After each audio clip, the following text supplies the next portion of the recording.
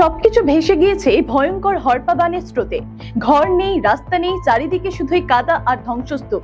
কিন্তু জীবন তো থেমে থাকে না, তাই সব হারিয়েও এবার বেঁচে থাকার লড়াইয়ে নেমেছেন নেপালের দুর্গত মানুষ। জীবনের ঝুঁকি নিয়েই কোমর সমান কাদা জলে নেমে ভেসে যাওয়া এলপিজি গ্যাস সিলিন্ডার সহ প্রয়োজনীয় জিনিসপত্র উদ্ধারের চেষ্টা করছেন তারা। সোশ্যাল মিডিয়ায় ভাইরাল হওয়া সেই দৃশ্য কার্যত তুলে ধরেছে ভয়াবহ বিপর্যয়ের পর মানুষের অসহায়তা কিন্তু অদম্য লড়াই। কি দেখা গেল সেই ভিডিওয়, দেখুন এই রিপোর্টে। বুধবারের ভয়াবহ হরপাবানের পর এখনো বিপর্যস্ত নেপালের বিস্তীর্ণ এলাকা। প্রবল জলস্রোতে কোথাও ভেসে গিয়েছে বাড়িঘর, রাস্তা এবং সেতু, কোথাও আবার ধ্বংসস্তূপ আর কাদার মধ্যে চলছে নিখোঁজদের খোঁজে উদ্ধার অভিযান। এরই মধ্যে সোশ্যাল মিডিয়ায় ভাইরাল হয়েছে একটি মর্মস্পর্শী ভিডিও। যদিও ভিডিওটির নির্দিষ্ট স্থান এবং সেখানে থাকা ব্যক্তিদের পরিচয় স্বাধীনভাবে যাচাই করা সম্ভব হয়নি।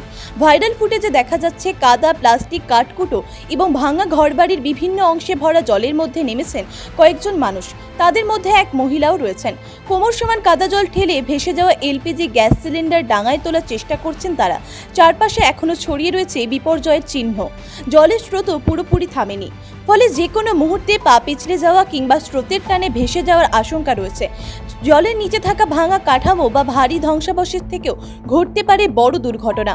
তবু সেই সব আশঙ্কাকে পিছনে ফেলে প্রয়োজনীয় রসদ উদ্ধারে মরিয়া দুর্গত মানুষ।